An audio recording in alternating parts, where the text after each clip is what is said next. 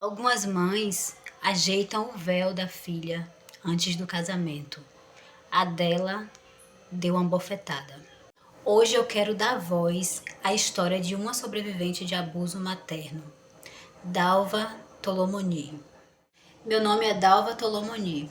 Durante a minha infância, eu vivi cercada de agressões psicológicas, verbais e físicas. Minha mãe batia em mim e em meus irmãos praticamente todos os dias. Era uma rotina de humilhação, medo e silêncio. Ela foi a pior pessoa que eu conheci. Eu cresci acreditando que aquilo tudo era normal. Cresci dentro de uma casa onde a única linguagem era violência. Em 1980, eu me casei em Praia Grande, no litoral paulista. Eu namorei durante 5 anos antes do casamento. Ele me tratava bem, ele nunca foi agressivo comigo e eu acreditei que finalmente eu teria uma chance de viver algo diferente de toda aquela dor que eu vivi dentro da minha própria casa. Mas existe uma cena daquele dia do casamento que nunca saiu da minha memória.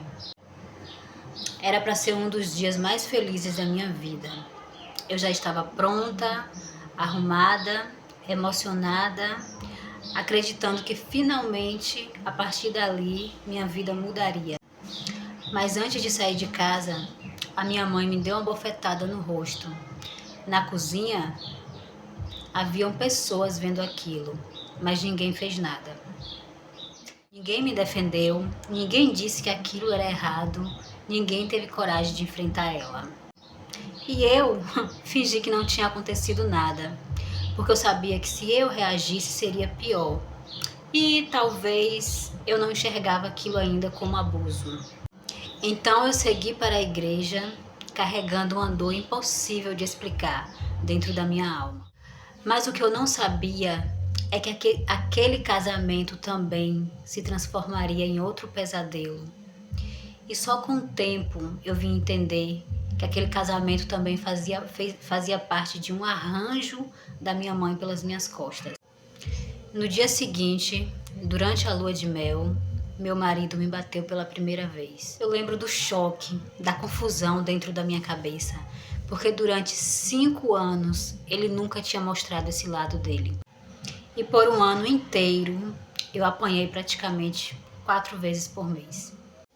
Hoje eu entendo que quando uma mulher cresce acreditando que violência também é uma forma de amor, ela acaba entrando em alguns relacionamentos tentando sobreviver, não viver.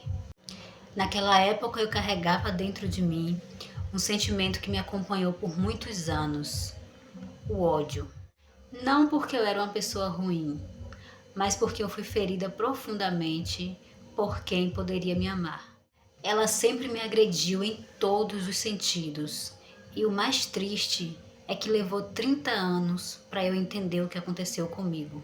Levou 30 anos para eu descobrir e entender o transtorno narcisista e eu entender também que eu não era louca, mas que eu era uma vítima de abuso.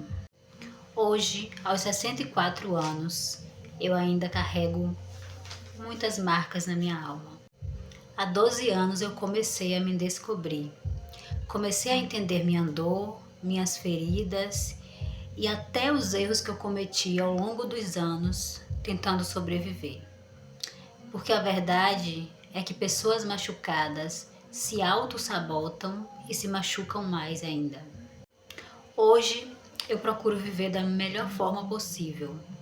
Não convivo mais com a minha mãe, graças a Deus.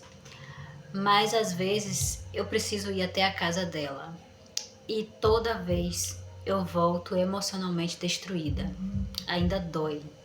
Mas apesar de tudo, eu continuo seguindo, porque eu acredito que o bem vence e que nunca é tarde para reconstruir a própria história. Eu sou Luciana Menezes e se essa história doeu em você, te revoltou, te tocou de alguma forma, saiba que é um resumo. Os detalhes são mais pesados. Comenta aqui se querem a continuação.